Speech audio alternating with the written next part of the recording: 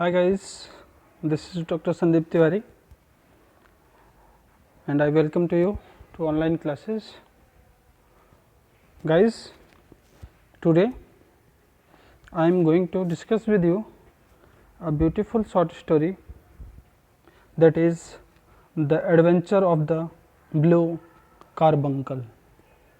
The Adventure of the Blue Carbuncle, that is written by Sir Arthur Conan Doyle. तो Arthur Doyle के द्वारा ये story लिखी गई है। अब एडवेंचर आपको पता ही है, कोई साहसिक कार्य करना। ब्लू कार्बंकल क्या है? तो ब्लू नीला आपको पता ही है। कार्बंकल एक स्टोन है, एक प्रेशियस स्टोन है, कीमती पत्थर। जैसा कि आप ये हंस के उसमें गले में देख रहे होंगे, ब्लू कलर का एक स्टोन है। इस स्टोन को कार्बंकल कहा जाता है। ब्लू कलर का ये स्टोन है, एक प्रीशियस स्टोन। तो पूरी स्टोरी इस कार्बंकल नामक जो स्टोन है इसके ऊपर बेस्ड है। तो चलिए इस स्टोरी को देखते हैं। पहले तो इसका इंट्रोडक्शन देखते हैं। सबसे पहले हम आर्थर डॉयले के बारे में बात करें तो Arthur Doyle was a British writer and medical doctor. Arthur Doyle कौन था? ब्रिटिश राइटर मतलब अंग्रेज़ था, और साथ ही साथ वो मेडिकल डॉक्टर भी था। He created the character of Sherlock Holmes in 1887 for a study in Scarlett.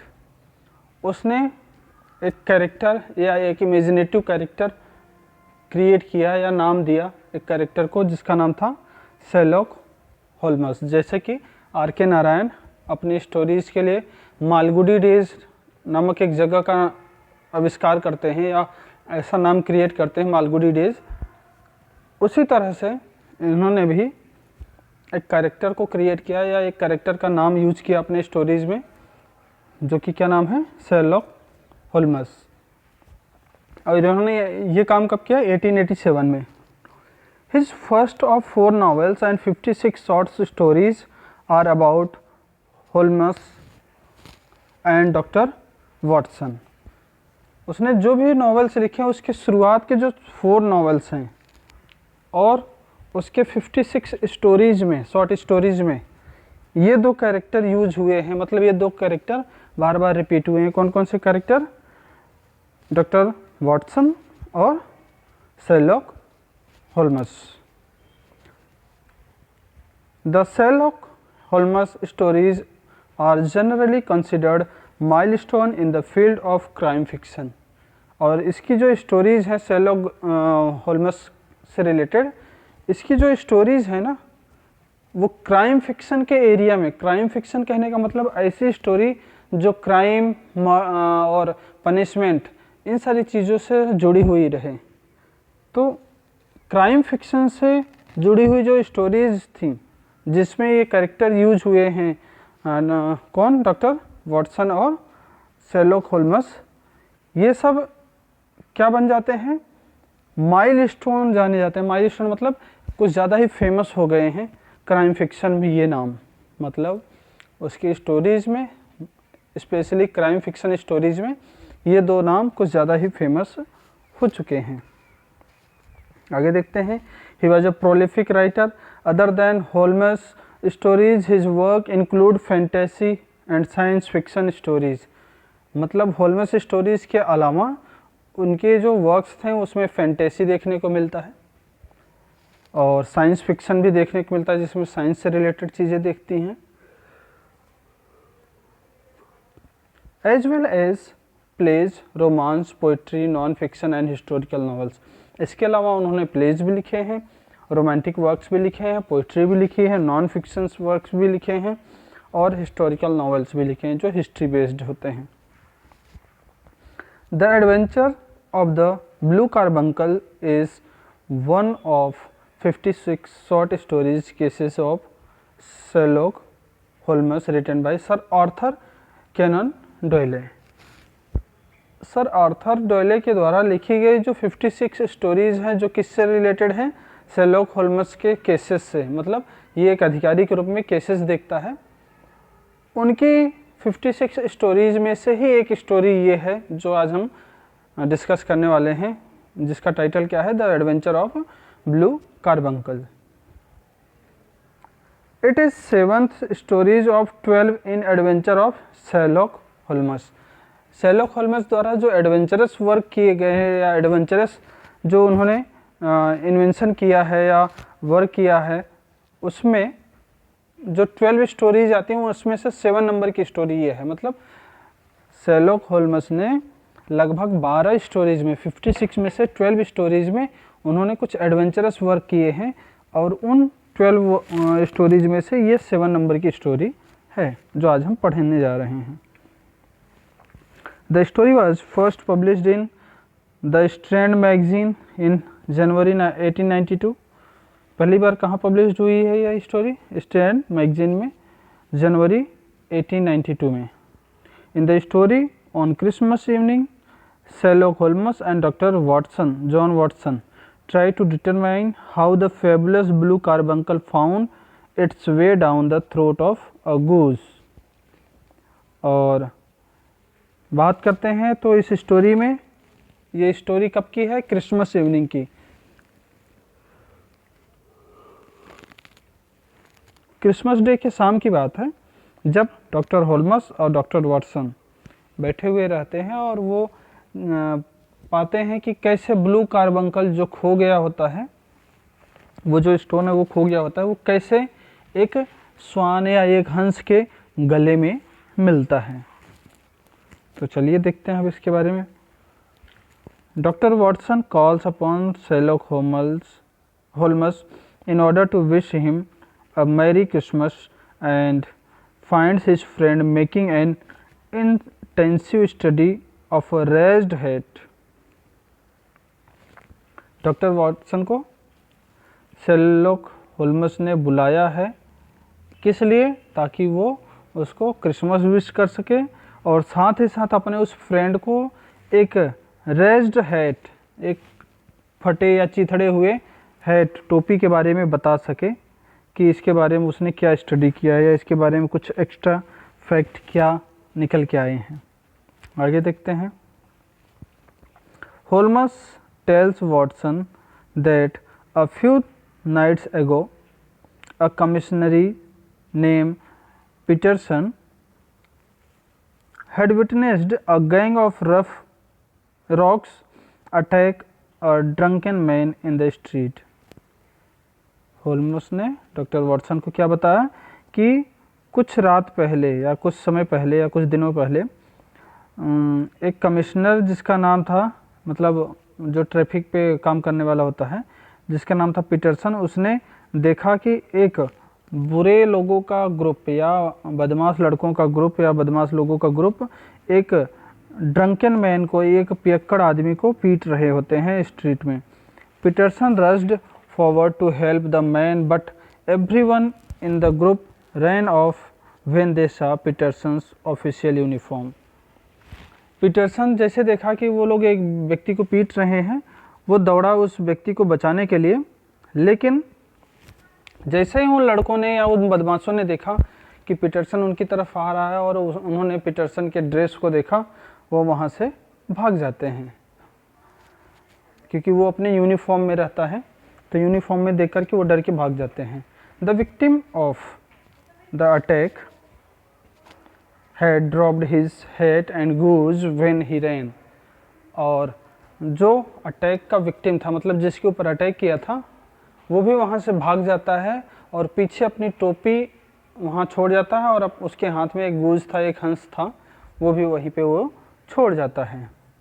Peterson brought the items to Holmes who suggested that Peterson should take the goose home to eat whilst he himself kept the hat that was of the poor old man.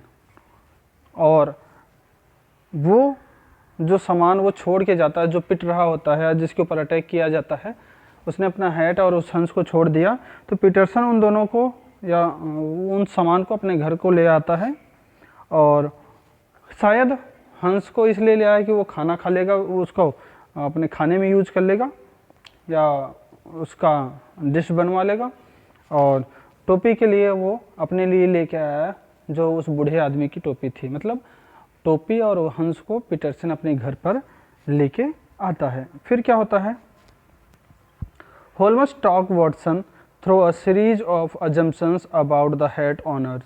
होल्मस Watson से बहुत सारे अनुमान के साथ उस head के honour के बारे में बात करता है। अजम्पशंस मतलब अनुमान, guesses. Holmes assumes the owner of the head through many assumptions. Holmes ने जो है ऑनर के बारे में बहुत सारे अनुमान लगाए।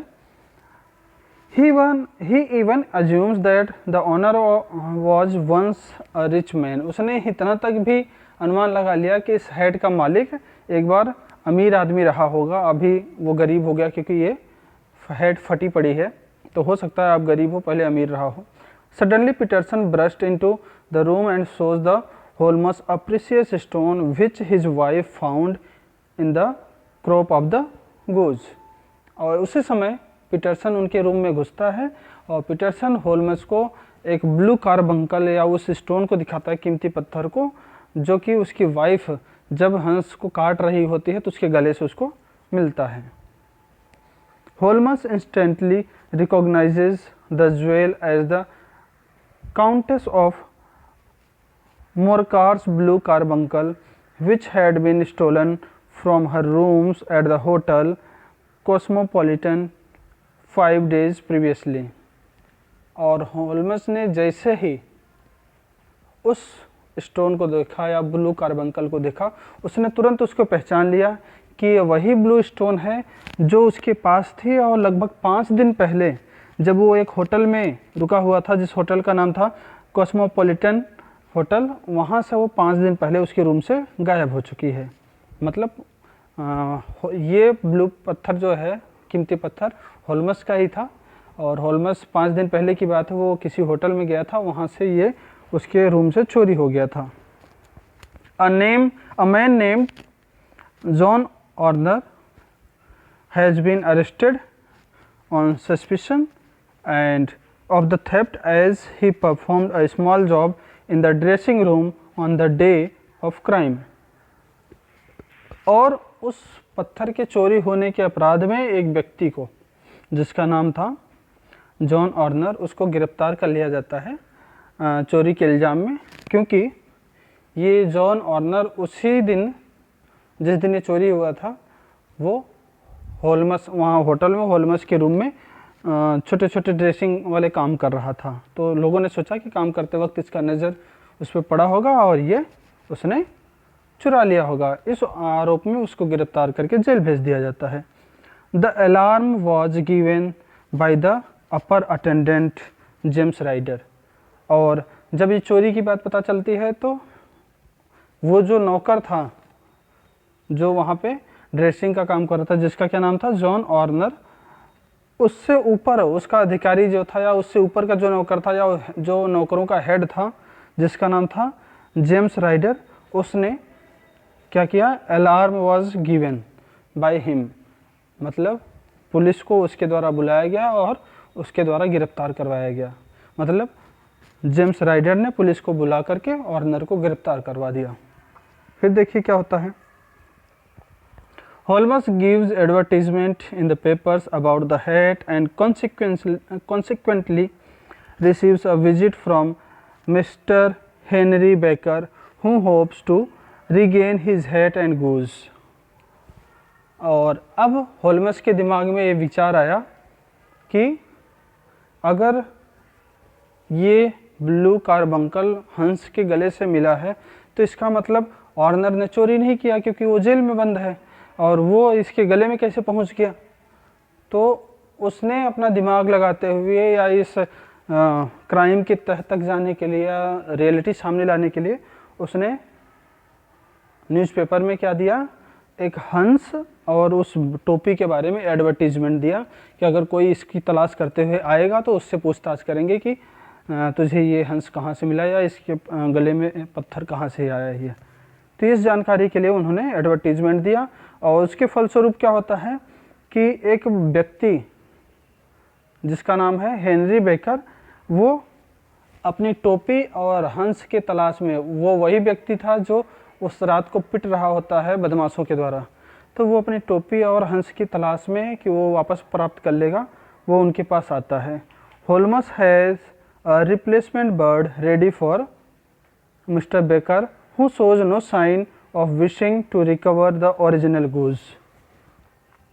अब जो ओरिजिनल गूज था, जो हंस था, उसको तो पीटरसन की वाइफ ने काट करके बना लिया था खाना। तो जब मिस्टर बेकर आए तो उसको क्या दिया जाता, तो इसके लिए होल्मस ने पहले से ही एक नया गूज बुला लिया था या ले आया था देने के लिए। और जब उसने टोपी और वो गूज मिस्टर बेकर को देता है तो वो ज़्यादा खुशी जाहिर नहीं करता क्योंकि उसने अपना ओरिजिनल गूज नहीं पाया। Realising that mister Baker can know nothing of the jewel theft, Holmes ask where the original bird came from. जब होल्मस ने रियलाइज़ किया कि मिस्टर बेकर को इस स्टोन के बारे में जो चोरी हुआ था उसके रूम से होटल में, उसके बारे में कोई आइडिया नहीं है, क्योंकि उसके बिहेवियर से ऐसा कोई फीलिंग नहीं आ रही थी कि वो रियलाइज़ कर सके कि इसने चोरी किया हो या इसको कुछ पता हो। तो होल्मस ने मिस्टर बेकर से द ओरिजिनल गूज के बारे में पूछा कि ये आया कहाँ से था। मतलब उसके पास जो ओरिजिनल गूज था जिसको पीटरसन की वाइफ ने काट दिया था, उसके बारे में पूछा कि ये तुम्हारे पास कहाँ से आया था। मिस्टर बेकर उसको ये बताता है कि उसने इसको कहाँ से प्राप्त किया था, अल्फा इन नामक मार्केट है या एक जगह है, वहाँ से उसने इसको प्राप्त किया था। होल्मस और वाटसन जो है उस जगह की यात्रा करते हैं, अल्फा इन में जाते हैं और वहाँ पे उनको ये बताया जाता है कि ये जो गूज है वो एक कस्टमर को बेच दिया जाता है। Geese sold to customers to the inn came from mister Breckinridge of Covent Garden. और वहाँ पे उसको ये बताया जाता है कि यहाँ इस मार्केट में, अल्फा इन जो मार्केट है, इसमें जो गीज बेचा जाता है या जो भी सामान बेचा जाता है उस सामान का मालिक कौन है, मिस्टर ब्रेकेनरिज। वहाँ से उसके यहाँ से सामान आता है और यहाँ पे बिकता है। अब होल्मस और वाटसन दोनों उस जगह के लिए निकल जाते हैं, उस कहाँ, कोवेंट गार्डन में। But when Holmes inquires after the geese which were sold to Alpha inn, Breckinridge becomes angry and refuses to answer any question. मतलब जब अल्फा इन में उसको ये पता चल जाता है कि अल्फा इन में जो भी सामान बेचा जाता है वो कोवेंट गार्डन से आता है, जिसका मालिक कौन है, मिस्टर ब्रेकेनरिज।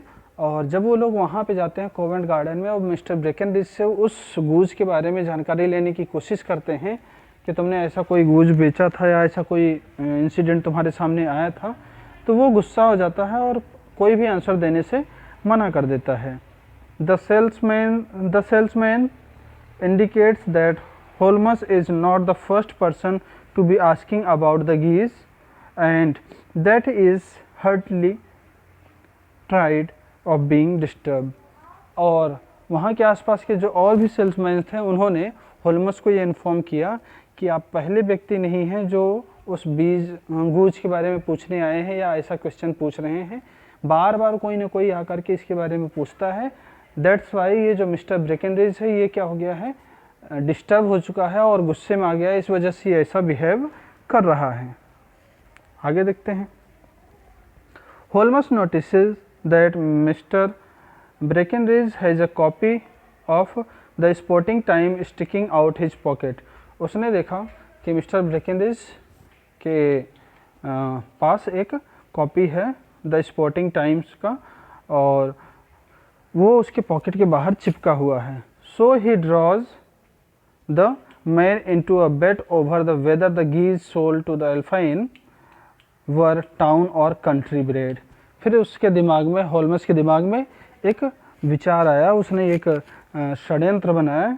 उसने उससे एक शर्त लगाया, किससे, मिस्टर ब्रेकेनरिज से। वो देख रहा था कि वो नॉर्मली उसके क्वेश्चन का आंसर दे नहीं रहा है कि ये गूज कहाँ से आया, क्या कैसे। तो उसने एक प्लान बनाया, उसने उसके सामने एक शर्त रखा कि जो तुमने गूज बेचा है, कहाँ, वहाँ पे अल्फा इन में, वो गांव का है न कि कस्बे का, इस बात पे शर्त लगाता है। In order to prove Holmes wrong, Breckinridge shows him the ledger where Holmes notes the address of the supplier of the geese sold Mrs. Ocost। और जब उसने देखा कि शर्त की बात आ गई तो मिस्टर ब्रेकेनरिज ने क्या काम किया, अपनी बात को सिद्ध करने के लिए कि मैं सही हूँ आप गलत हो, ऐसा करने के लिए उसने अपना लेजर बुक जहाँ पे एंट्रीज कंप्लीट की जाती हैं कि आज कहाँ से माल आया, कितना आया, वो सारी चीज़ें लिखी जाती हैं। उसने अपना लेजर बुक उसको दिखाया कि देखो मैंने ये गीज जो है वहाँ से मंगवाई थी। तो जब उस लेजर बुक को होल्मस ने देखा तो उसको पता चला कि ये जो गीज उसके पास आया था वो कहाँ से आया था, कोई लेडी है मिसेज ओकस्टक उनके पास से आया था। और फिर होल्मस और वाटसन जो है बिल्कुल रेडी हुए उसके पास जाने के लिए, लेकिन तभी immediately they overhear some uproar at Breckinridge stall. तभी उसको जो है उस ब्रेकेनरिज की जो दुकान थी वहाँ पे उसको कुछ शोरगुल या कोलाहल सुनाई पड़ता है। A little nervous man is making what sound like a repeat inquiry about some geese and Breckenridge steadfastly refuses to answer। उन्होंने देखा कि उसकी दुकान पे, किसके दुकान पे, ब्रेकेनरिज की दुकान पे एक व्यक्ति है और काफ़ी नर्वस सा दिखाई दे रहा है। वो बार बार उस गीज के बारे में पूछ रहा है और जो मिस्टर ब्रेकेनरिज हैं वो गुस्से में आकर के बार बार उसको आंसर देने के लिए मना कर रहे हैं। तो ऐसा उन दोनों में क्या चल रहा होता है, डिस्कशन चल रहा होता है। और इस शोर को वो सुनता है, कौन, होल्मस। जब उनके इस शोर को सुनता है तो फिर वो क्या देखता है, आगे देखते हैं। Holmes and Watson overtake the little man as he flees from Breckinridge. तो होल्मस और वाटसन ने क्या काम किया, उस जो छोटे व्यक्ति से जो बार बार इंक्वायरी कर रहा था कि मेरा गीज कहाँ गया, कहाँ से, उसको वो लोग पकड़ के लेके जाते हैं क्योंकि वो वहाँ से भाग रहा था ब्रेकेनरिज की दुकान से। Holmes indicates that they can help him to trace the goose he is interested in. Holmes उसको लालच देता है कि मैं या हम लोग तुमको उस गोज के बारे में बता सकते हैं जिसकी तुम सर्च कर रहे हो, तलाश कर रहे हो। Upon hearing this, man agrees to come and discuss matter at baker street. और उसने जब ये सुना कि ये लोग हेल्प कर सकते हैं, उसको उस गोज के बारे में बता सकते हैं, तो वो उन लोगों से मिलने के लिए और इस मैटर में डिस्कस करने के लिए बेकर स्ट्रीट में आने को रेडी हो जाता है। At first he gives them a false name but Holmes quickly assumes that it is a lie. पहले वो अपना एक गलत नाम बताता है कि मैं ये हूँ, लेकिन होल्मस तुरंत पहचान जाता है कि ये झूठ बोल रहा है। The man is James Ryder, the hotel Cosmopolitan attendant. और ये व्यक्ति कौन था, उस होटल कॉस्मोपॉलिटन जहाँ से उसका वो पत्थर चोरी हुआ था, उसका जो हेड अटेंडेंट था या हेड सर्वेंट था जिसने पुलिस बुला करके ऑर्नर को भेजा था जेल, ये वो था। Once back at Baker Street, Holmes quickly accuses Ryder of stealing the jewel and framing Horner। और वापस से जो होल्मस है वो वापस से राइडर को दोष देने लग गया कि तुमने मेरा पत्थर चुराया है या मेरा ब्लू कार्बंकल चुराया है और तुमने जो है धोखे से हॉर्नर को फंसा दिया, ऐसा उसको दोष देता है। Ryder admits his guilt but begs Holmes to spare him from prison and disgrace. अब राइडर जो है अपनी बात को एक्सेप्ट कर लेता है, वो उससे प्रार्थना करता है कि हाँ मैंने गलती की है लेकिन प्लीज़ मुझे छोड़ दो और मुझे माफ़ कर दो। Ryder explains that he had plan the theft. Ryder ने बताया उनको कि उसने ही प्लानिंग बनाई थी चोरी की। After the arrest of Horner he felt it would be best to hide the stone somewhere away from the hotel. और हॉर्नर के गिरफ्तार होने के बाद उसने ये रियलाइज़ किया कि बेटर होगा कि मैं इस पत्थर को, ब्लू कार्बंकल को होटल से दूर कहीं छुपा दूं। और ऐसा सोचते हुए ही went to the house of his sister Mrs Oakshott जो वो लेडी थी जहाँ से वो गूज गया था मिस्टर ब्रेकनरिज के पास, तो ये उसकी सिस्टर थी। तो वो उसके पास जाता है in order two things over, ताकि वो इस चीज़ के बारे में और ज़्यादा सोच सके कि वो इसको कहाँ ठिकाने लगाया या क्या कैसे कर सके। ये सोचने के लिए, छुपाने के लिए वो अपनी सिस्टर के पास जाता है उसके घर पे। फिर क्या होता है, Ryder resolve to take the stone to a friend in Kilburn who could sell the valuable jewel. Ryder ने ये भी निर्णय लिया कि वो इस स्टोन को या इस ब्लू कार्बंकल को अपने मित्र किलबर्न के पास ले जाऊंगा, जो वैल्यूबल स्टोन्स को बेचने का काम करता है, वो इसको बेच देगा। Ryder's sister had promised him one of her geese for the Christmas present. Ryder की सिस्टर ने उसको ये प्रॉमिस किया कि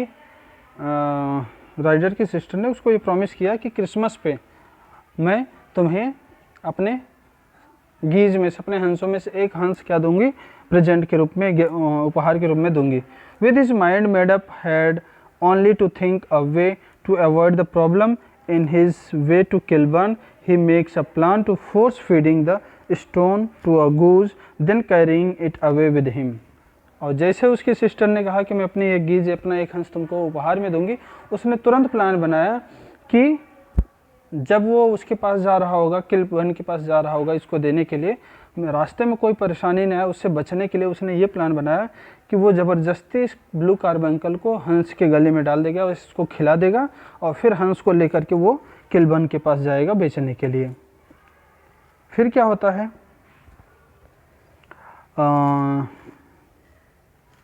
rider manage to feed the stone to one of geese but it escaped from him, and when he came to leave he picked up the wrong bird।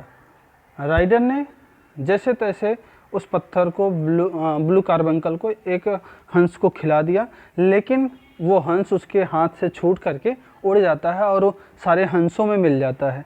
और जब rider जो है परेशान होकर के उन हंसों में से एक हंस चूज करके ले करके आता है कि ये वही हंस है, तो वो गलत साबित होता है। मतलब वो हंस कोई और हुआ रहता है, कोई और हंस था जिसको उसने खिलाया था, वो कोई और हंस ले आया। और जब ऐसा उसको पता चला तो क्या हुआ कि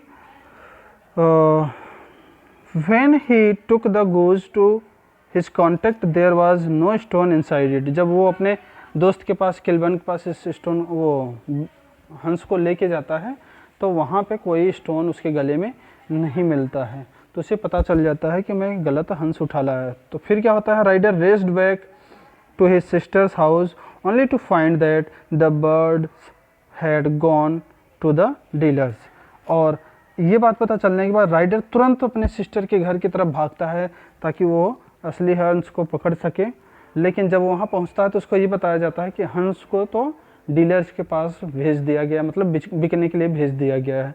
When he went to question Breckenridge, he came in their contact। और जब वो ब्रेकनरिज के पास आता है उस हंसों के बारे में पूछने के लिए, तो वो हेमल्स और वाटसन के कांटेक्ट में आ जाता है। और इतना कह करके at this point Ryder burst into tears and होमल्स लेट्स हिम गो। और इतना कह करके वो उनके सामने बहुत तेज़ी से रोने लग जाता है।